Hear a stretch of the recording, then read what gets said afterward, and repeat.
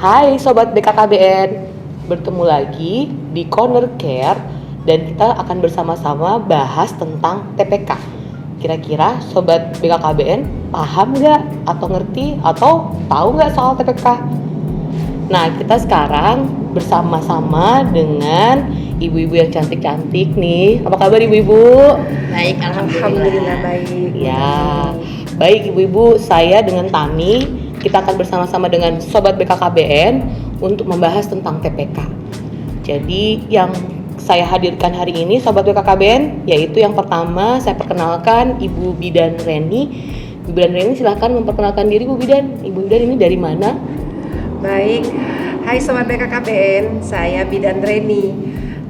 Saya sehari-hari bekerja di Puskesmas Sudiang. Kebetulan juga saya tim TPK di Kelurahan Sudiang. Baik, terima kasih Bidan Reni. Jadi Bidan Reni ini adalah salah satu anggota tim TPK ya? Iya, betul. Baik, terima kasih Bu Reni. Bagaimana dengan Ibu? Silakan perkenalkan diri Bu. Assalamualaikum warahmatullahi wabarakatuh. Sobat BKKBN. Baik, saya Haji Suhaina dari tim penggerak PKK Kabupaten Bone, Sekretaris Pokja 4. Baik. Kalau saya biar akrab Bu Suhaina biasanya dipanggil Ibu siapa ya? Ibu Ena. Ya. Baik. Jadi kira-kira saya akan bertanya dulu deh kepada salah satu dari Ibu nih. Mungkin Ibu Ena dulu ya. Ibu Ena ini mewakili fasilitator ya Bu ya? Ya. Dari TPK. Benar. Nah, Ibu Ena ini dari mana Bu? Dari Kabupaten Bone. Kalau menurut Ibu Ena, kira-kira TPK itu perannya apa ya Bu? Kalau misalnya di Bone, apakah sudah banyak yang tahu soal TPK?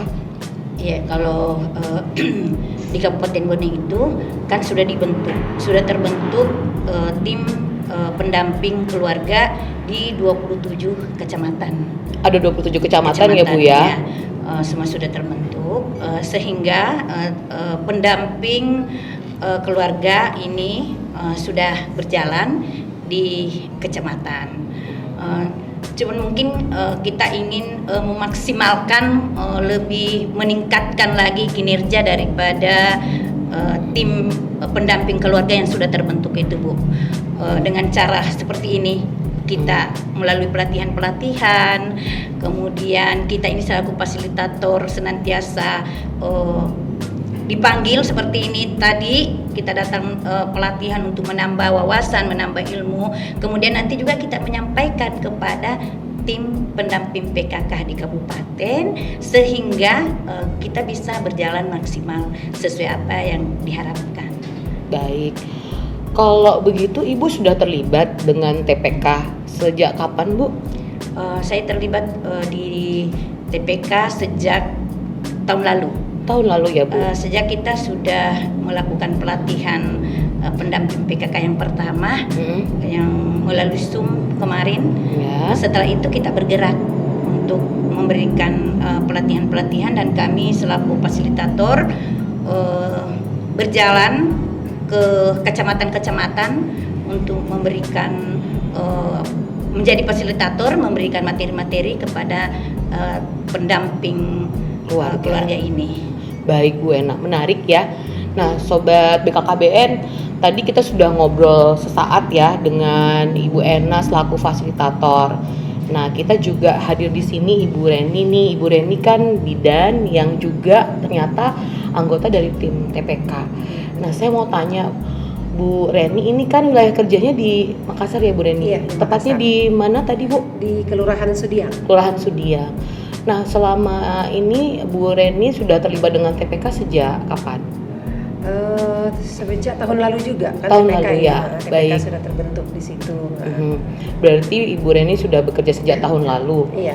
Dan bagaimana Bu Reni, apakah di masyarakat orang sudah paham bahwa ternyata ada TPK? Kalau kami lihat di masyarakat Sudiang khususnya, mereka sudah paham. Karena jauh sebelum ada TPK ini, untuk Puskesmas Sudiang sendiri kan sudah ada pendampingan untuk ibu hamil. Jadi ada Satgas Gembita namanya. Jadi sekarang ada TPK, tentunya lebih menjangkau lagi ke masyarakat. Jadi mereka lebih paham lagi terutama untuk screening deteksi dini untuk Baik. kasus-kasus stunting itu mereka jaring calon pengantin juga dan mereka bawakan ke puskesmas. Berarti Ibu sudah bertemu dengan masyarakat langsung ya Bu ya? Iya, sudah Bu Tami. Bagaimana Bu responnya masyarakat waktu kedatangan TPK? Responnya alhamdulillah mayoritas bagus, cuma mungkin daerah-daerah perkotaan yang memang high class sekali lah, mungkin yang kita susah masuk. Jadi yang rumah pagar-pagar tinggi itu susah dimasuki. Oh, rumah pagar tinggi rumah agak pagar susah. tinggi agak susah. Jadi Ibu Reni berpengalaman maksud saya door to door Bu ke tempat sasaran potensi gitu? Ada. Iya. Jadi untuk sasaran yang memang resiko tinggi Baik. dan mereka tidak mau ke puskesmas, kami turun, bidan turun. Oh, bidan ikut turun juga Bidan ya ikut Bu? turun karena untuk konseling lebih intens lagi tentu harus bidan yang melakukan supaya masyarakatnya mau gitu kan. Ya. Jadi yang mendeteksi keberadaan mereka itu dari PKK dengan kader KB, nanti bersama-sama kami akan turun. Wah, ternyata sudah jalan ya Bu sejak tahun lalu. Kita lihat sudah. orang-orang sudah mengenal TPK. Nah, saya kembali ke Ibu Ena. Kalau menurut Ibu Ena, selama ini ada kendala nggak Bu Ena waktu menjadi fasilitator TPK di Kabupaten Bone? Apa kesulitan yang paling utama? Ya, kalau di Bone itu kita paham bahwa Bone itu luas, sangat luas, Ya. sehingga masih banyak desa-desa yang sukar dijangkau. Jadi kita melibatkan lintas sektor dalam menangani stunting ini. Namun kita terkendala dengan itu tadi jarak itu. Kemudian pun walaupun sekarang ada teknologi ya, Iya. yang mungkin mengajarkan kita untuk bisa berkomunikasi walaupun jarak jauh, tapi di Bone itu masih ada yang seperti aplikasi LC Mil yang kita sudah buat, itu masih ada yang tidak bisa terbaca. Oh, Sehingga gitu. mungkin kedepannya ini masih bisa dipantau lagi sehingga aplikasi itu bisa berfungsi ke semua desa-desa yang ada di Kabupaten Bone. Itu Baik. yang menjadi kendala buat kami di Kabupaten Bone. Menurut informasi, Bone itu juga wilayahnya luas ya Bu Ena. Iya, benar. Bu Ena berpengalaman ke daerah yang paling jauh Bu Ena, atau mungkin Bu Ena pernah mengalami atau melakukan orientasi di tempat yang jauh di Bone? Iya, kebetulan kami juga adalah pembina GSI, Gerakan Baik. Sayang Ibu di Kabupaten Bone. Itu ada yang namanya Ponto Cani ya, Ponto Cani. Kecamatan Ponto Cani itu yang desanya ada namanya Desa Bana yang begitu susah untuk kita jangkau. Susah diakses ya Bu ya? Iya, susah. Namun selaku tim penggarap PKK kita juga berupaya untuk bisa menjangkau daerah tersebut. Baik. Untuk menghayo-hayo daripada masyarakatnya itu Menghayo-hayo, agar jadi bisa, mengajak mereka ya Bu ya? Mengajak mereka untuk bisa lebih meningkatkan derajat kesehatannya. Jadi karena kita paham bahwa kita PKK ini adalah terdekat ya buat masyarakat, sehingga dengan keberadaan kita PKK kita berharap bahwa masyarakat kota maupun sampai di desa-desa itu bisa lebih meningkatkan derajat kesehatannya, khususnya mengenai yang problem saat ini yang ini ya, yaitu stunting. Iya. Bisa kita turunkan. Stunting lagi jadi tren ya Iya. ibu-ibu ya. Iya. Kalau menurut Ibu Ena tadi adalah wilayah yang luas ya, karena di Bone ternyata luas, ada 27 kecamatan ya Bu ya. Iya. Nah, itu tadi dari pengalaman sebagai fasilitator yang harus ke tempat yang jauh di kabupaten. Nah, saya kembali ke Bu Reni nih. Ya, kalau di kota tantangannya apa sih Bu Reni? Kalau di kota nih gimana kendalanya sebagai TPK? Karena tadi kan kita sudah mendengarkan fasilitator yang harus menjangkau daerah, yang harus ke TPK-TPK yang jauh.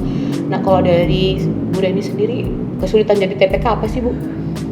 Tantangan kalau daerah perkotaan itu mobilitas penduduk kali Bu Tami. Baik. Iya, jadi misalnya kita sudah pantau, kita sudah catat, mereka kan ngontrak, tiba-tiba Ya. pindah gitu kan, Baik. akhirnya susah dipantau lagi, atau biasa kita lost kontak, apalagi kalau ganti nomor HP kita sudah lost kontak. Terus yang kedua, pemantauan persalinan.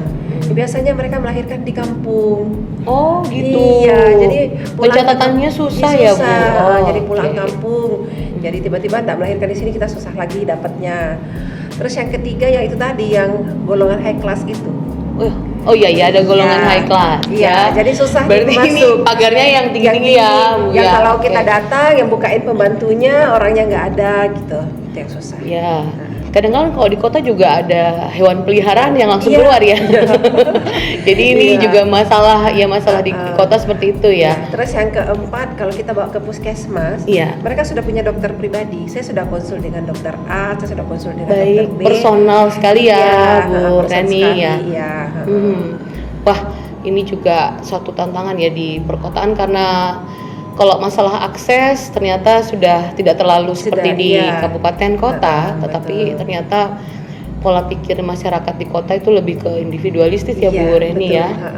Nah, saya balik lagi ke Bu Ena. Kalau Bu Ena tadi kesulitan, kendala. Nah, kalau menurut Bu Ena terkait stunting nih Bu, ya. Kira-kira kalau kita lihat kan stunting itu ada 3 nih penyebabnya. Ada pola makan, pola asuh, dan juga sanitasi. Dari ketiga penyebab yang besar itu menurut Bu Ena kalau yang terjadi di Bone itu yang mana yang paling tinggi? Kalau kita berbicara stunting, kita melihat penyebabnya itu ada 3 ya. Iya. Tadi termasuk pola asuh, terus makan, ya. kemudian lingkungan. Kalau kita melihat, kalau kami ditanya yang mana yang Paling besar, ya. berperan di ketiga ini, saya melihat di Kabupaten Bone itu pola makan.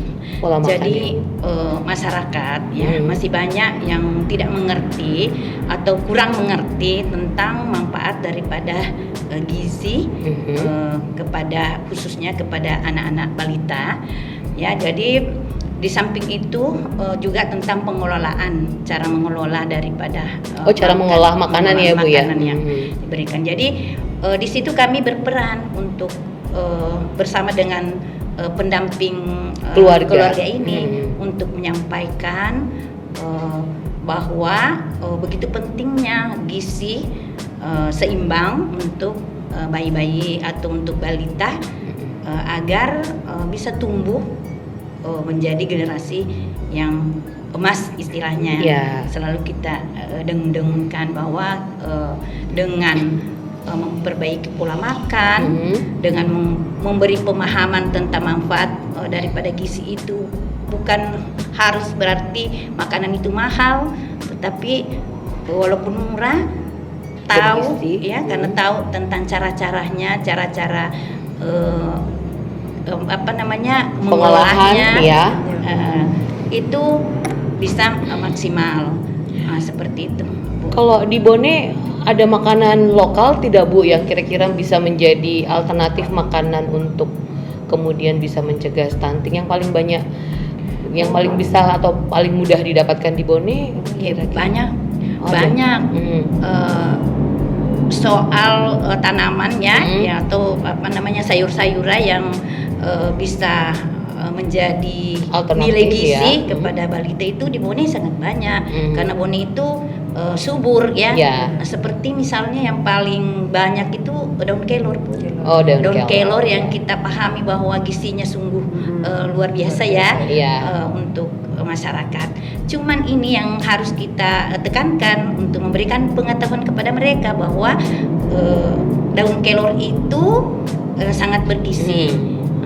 Supaya artinya banyak juga yang tidak paham, banyak bahkan yang tidak mau memakan sayur kelor itu ya.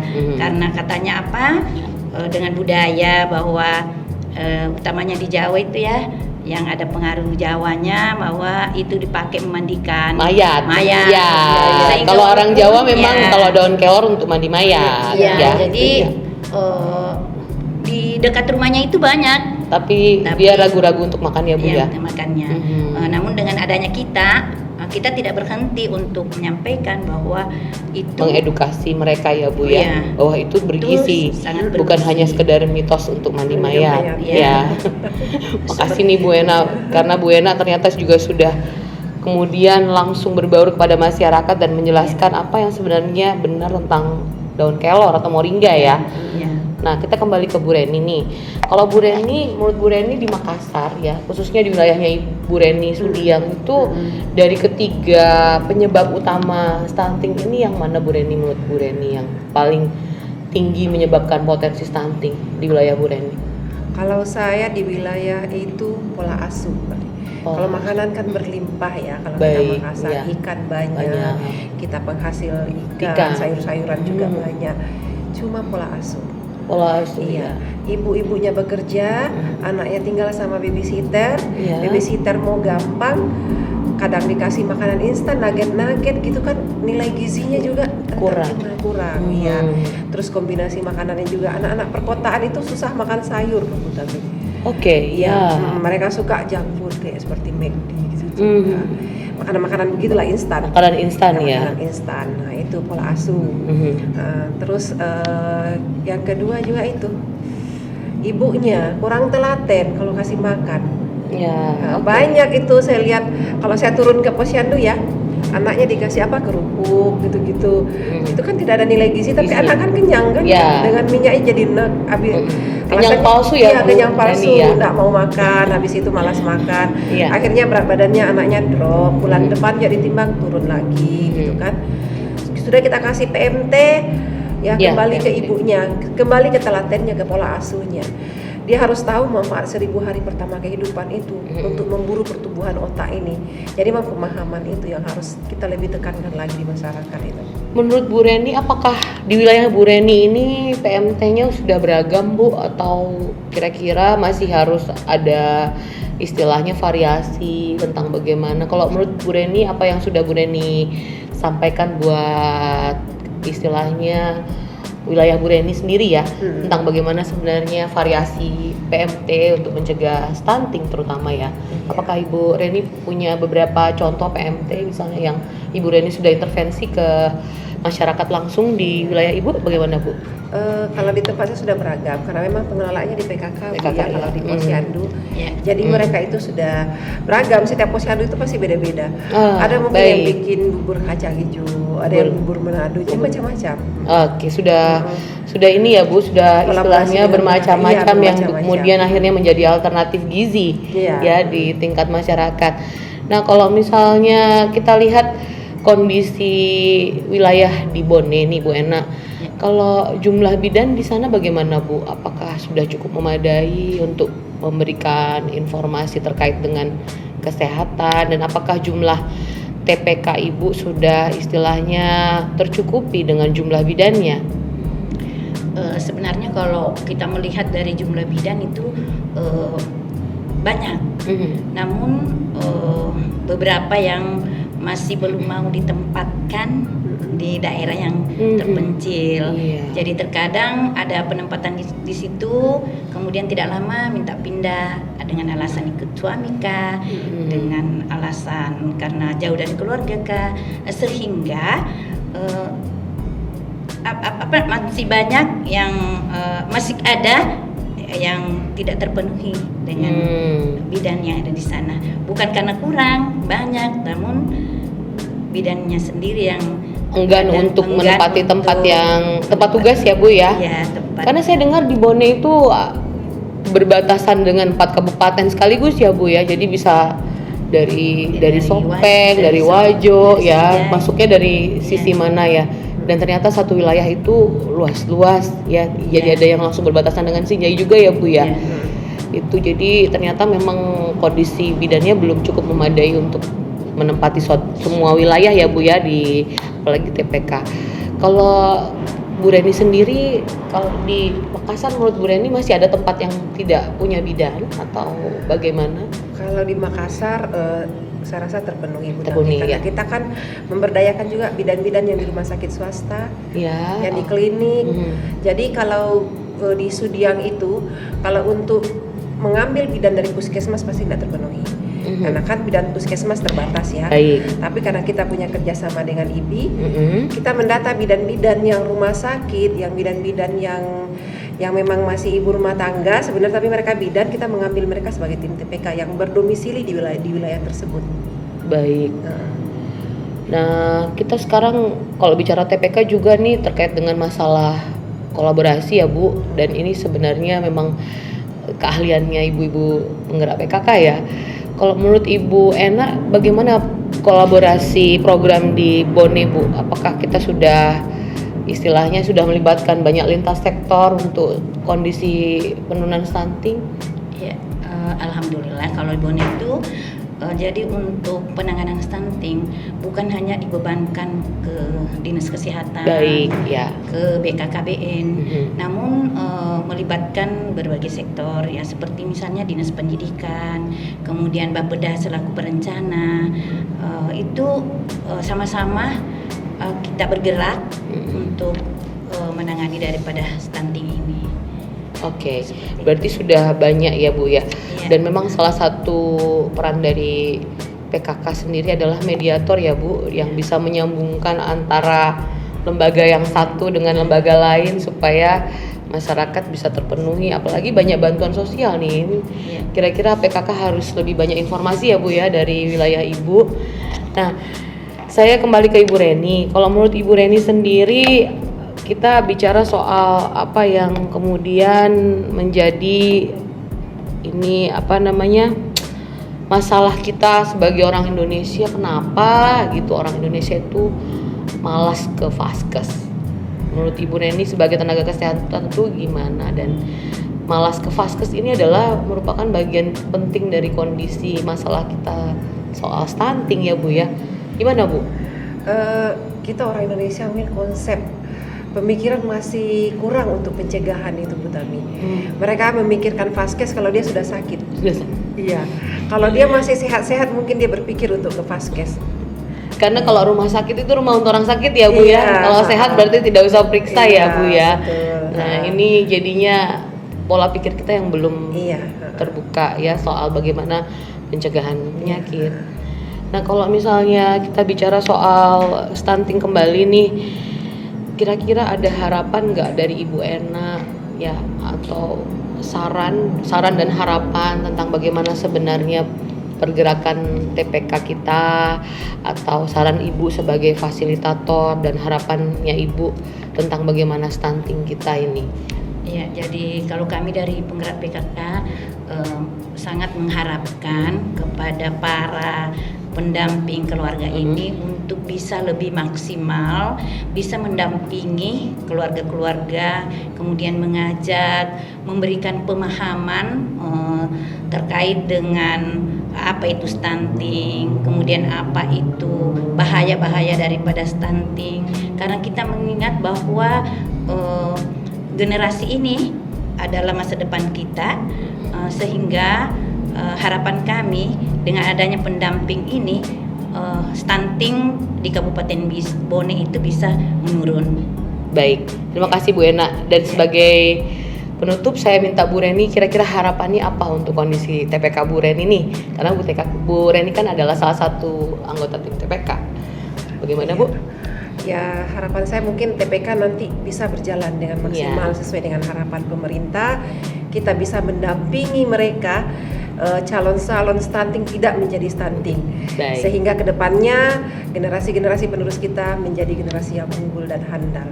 Baik, terima kasih banyak ibu-ibu yang sangat mempesona malam ini, Sobat BKKBN. Pokoknya kita akan menunggu bagaimana sebenarnya kinerja TPK kita, sehingga nanti kemudian kita akan lihat apakah di tahun 2024 stunting akan turun dan kemudian kita menjadi bangsa yang juga istilahnya bebas dari kondisi stunting. Terima kasih banyak Ibu Reni, terima kasih banyak Ibu Ena untuk percakapan kita pada hari ini, dan semoga kegiatan Ibu berdua lancar di wilayah Ibu masing-masing. Amin ya rabbal alamin. Baik Sobat BKKBN, kita akhiri pembicaraan kita dan percakapan kita dengan ibu-ibu yang turun langsung sebagai fasilitator dan juga sebagai tim pendamping keluarga di wilayah yang ada di Kota Makassar. Baik, sampai jumpa Sobat BKKBN. Salam berencana itu keren.